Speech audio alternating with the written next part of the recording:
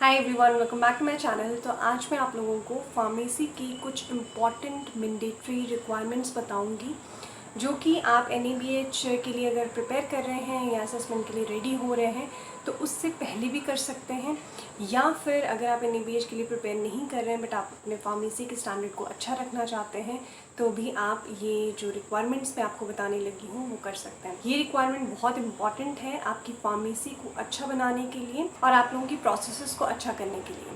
तो वीडियो शुरू करने से पहले मैं आपसे रिक्वेस्ट करना चाहती हूँ कि मेरे चैनल पे मेंबरशिप चल रही है और अगर आप मेरे चैनल के कंटेंट को सपोर्ट करना चाहते हैं तो आप ज्वाइन बटन पे क्लिक करके मेंबरशिप को ले सकते हैं, या फिर इस वीडियो के नीचे थैंक्स बटन आ रहा होगा, अगर आप उसके थ्रू सपोर्ट करना चाहते हैं तो कर सकते हैं। और बहुत ही जल्द मैं एक मेंबरशिप के थ्रू एनएबीएच क्वेश्चनर की कंप्लीट गाइड लेके आने वाली हूँ जिसमें बहुत सारे क्वेश्चंस होंगे। ठीक है, तो उसकी जो डिटेल है मैं अपनी अगली वीडियो में दूंगी। बस आप इतना जान लीजिए कि मैं आप लोगों को एनएबीएच के लिए प्रिपेयर कराने के लिए कुछ मैंडेटरी क्वेश्चंस जो हैं वो बताऊंगी। तो चलिए फटाफट से अपनी वीडियो जो है वो शुरू करते हैं। आप लोगों ने हॉस्पिटल फॉर्मूलरी के बारे में तो सुना होगा, है ना। तो हॉस्पिटल फॉर्मूलरी बेसिकली क्या चीज़ है और ये मैं क्यों बता रही हूँ वो मैं आपको आगे बताऊँगी। तो हॉस्पिटल फॉर्मूलरी में बेसिकली आपकी जो मेडिसिन हैं उसकी क्वांटिटी, मेडिसिन के नाम, उनके स्पेसिफिकेशन, ब्रांडिंग, सब कुछ उसमें उस हॉस्पिटल फॉर्मूलरी में लिखा होता है। ये मैंने आपको इसलिए बताया कि हॉस्पिटल फॉर्मूलरी के अकॉर्डिंग ही आपकी फार्मेसी स्टोर में जो मेडिसिन हैं वो हों। ठीक है, आपके हॉस्पिटल फॉर्मूलरी के बाहर ना जाएं। तो जितनी भी मेडिसिन आपकी हॉस्पिटल की फॉर्मूलरी में हैं वो सारी की सारी आपके स्टोर में अवेलेबल होनी बहुत ज़रूरी है। ठीक है, फर्स्ट नंबर। अब सेकेंड चीज़ जो है वो ये है कि हॉस्पिटल फॉर्मूलरी जो है वो आपके फार्मेसी इंचार्ज के पास तो हो ही, उसके साथ साथ जितने भी हॉस्पिटल्स में क्लिनिशियंस हैं उन सब के पास भी हो। ठीक है, कि आपके फार्मेसी स्टोर में कौन सी मेडिसिन हैं वो सभी क्लिनिशियंस को हॉस्पिटल में पता होनी ज़रूरी है। ठीक है, अब थर्ड थिंग जो है, आप लोगों ने एबीसी और वीईडी एनालिसिस के बारे में सुना होगा, उसकी डिटेल में अभी फ़िलहाल नहीं दूंगी, बस इतना बता देती हूँ कि एबीसी है आपका ऑलवेज बेटर कंट्रोल एनालिसिस और वीईडी है आपका वाइटल एसेंशियल डिज़ायरेबल एनालिसिस।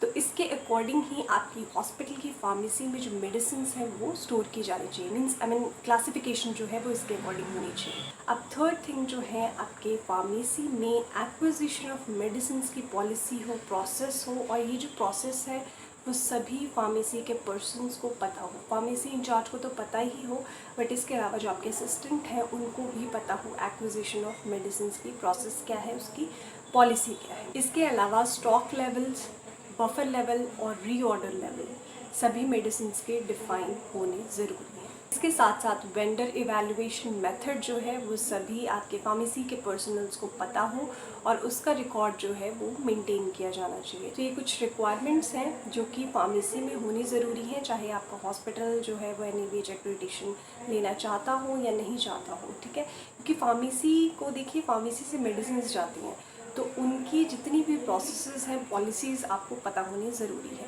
आप देखिए मेडिसिन को परचेज़ करते हैं, ठीक है, तो उसके जो है गुड एंड रिसिप्ट नोट्स होते हैं तो वो भी आपके पास अवेलेबल हो, क्योंकि एक अगर आपने देखा होगा तो फार्मेसी में इंडिकेटर्स जो हैं एक तो स्टॉक आउट के हैं।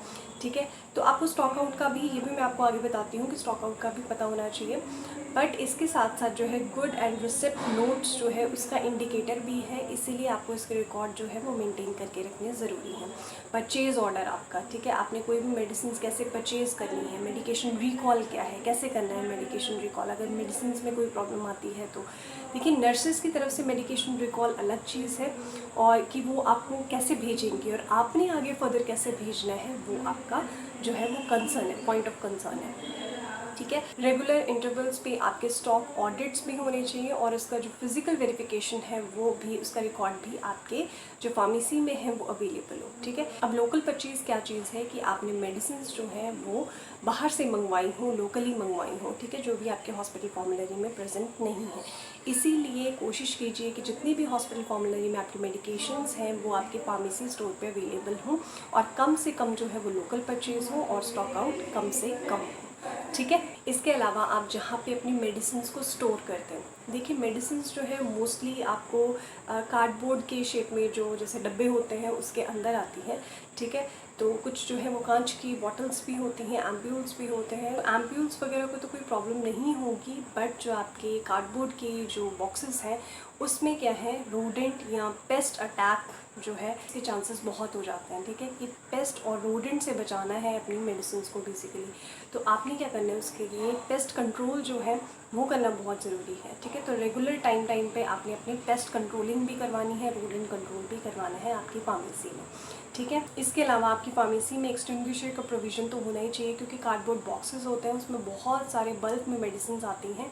तो देखिए कहीं भी कुछ भी हो सकता है, बैड लक का कोई पता नहीं होता है, इसलिए फायर एक्सटिंग्विशर्स और स्मोक डिटेक्टर्स ये भी फार्मेसी में लगे होने चाहिए। आप लोगों ने अगर मेरी पुरानी कोई वीडियो देखी होगी तो उसमें मैंने हमेशा बोला है कि जहाँ पे भी गत्तों का काम होता है, कार्डबोर्ड्स होते हैं, तो वहाँ पे स्मोक डिटेक्टर्स, फायर एक्सटिंग्विशर्स ज़रूर लगाएं, ठीक है। पेपर का जहाँ पे भी काम होता है तो। इसके अलावा फार्मेसी में रेफ्रिजरेटर ज़रूर हो, ताकि आपका टेम्परेचर जो है वो मेंटेन हो सके, ठीक है। इसलिए रेफ्रिजरेटर जो है वो होना ज़रूरी है, क्योंकि कुछ मेडिसिन जो होती हैं उनको कुछ पर्टिकुलर टेम्परेचर चाहिए होता है, ठीक है। कुछ इंजेक्शंस होते हैं उनको कुछ पर्टिकुलर टेम्परेचर चाहिए होता है, तो वो ख़राब ना हो, तो उससे बचाने के लिए आपके पास हॉस्पिटल में या फार्मेसी में आपके रेफ्रिजरेटर का प्रोविज़न ज़रूर हो, ठीक है। इसके अलावा जो है सिक्योरिटी अरेंजमेंट्स, अब सिक्योरिटी अरेंजमेंट्स में क्या आएगा, आपके सीसीटीवी सर्वेलेंस। अब देखिए जो फार्मेसी में दवाइयाँ होती हैं, मेडिसिन होती हैं, इंजेक्शंस होते हैं, वो बहुत कॉस्टली होते हैं, तो थेफ्ट की चांसेस बढ़ जाते हैं, ठीक है। तो इसीलिए इसको कंट्रोल करने के लिए आप सीसीटीवी ज़रूर लगाएं। सीसीटीवी तो आप लगाएं ही लगाएं, बट ये जो है वो वर्किंग कंडीशन में हो। इसके अलावा आपको पता होना चाहिए कि आप लोगों ने जो इम्प्लांट्स हैं उसको इशू कैसे करना है, उसकी प्रोसेस क्या है, ठीक है। तो ये कुछ इंपॉर्टेंट रिक्वायरमेंट्स हैं फार्मेसी के स्टोर के लिए, ठीक है। कि अगर आपने स्टैंडर्डाइज अपनी फार्मेसी करनी है या बहुत अच्छे उसके प्रोसेसेस प्रोटोकॉल्स करने हैं, तो आप ये जो रिक्वायरमेंट्स मैंने आपको बताया, इससे पहले मैंने लीगल रिक्वायरमेंट्स की वीडियो बनाई थी वो, और आपने ये जो कुछ इंपॉर्टेंट रिक्वायरमेंट्स है फार्मेसी की ये, और आगे भी मैं आपको फार्मेसी से रिलेटेड इन्फॉर्मेशन देती रहूँगी। इसीलिए आप लोगों ने अगर अपनी फार्मेसी बनानी है, ज़रूरी नहीं है एनी बीच प्रोस्पेक्टिव से ही बनाएं, अगर आप अपनी फार्मेसी स्टोर्स खोलना चाहते हैं तो ये इंपॉर्टेंट रिक्वायरमेंट्स आपके जो फार्मेसी में है वो होनी चाहिए। और इसके अलावा जो है अगर आप एक्रेडिटेशन लेना चाहते हैं तो बहुत ही अच्छी बात है, आपको ये स्टैंडर्डाइज चीज़ें करनी पड़ेंगी, ठीक है। तो उम्मीद करती हूँ आज का टॉपिक आपको इन्फॉर्मेटिव लगा होगा। अगर इन्फॉर्मेटिव लगा है तो एक लाइक और शेयर ज़रूर कर दें मेरी वीडियो को, और सब्सक्राइब करें मेरे चैनल को, क्योंकि इस तरीके की जो हेल्थ के रिलेटेड वीडियोस हैं, एक्रेडिटेशन से रिलेटेड, एडमिनिस्ट्रेशन से रिलेटेड, क्वालिटी से रिलेटेड, जितनी भी इंफॉर्मेशन मेरे पास है, मेरे एक्सपीरियंस के अकॉर्डिंग मैं आप लोगों को इस चैनल के थ्रू बताती रहूँगी।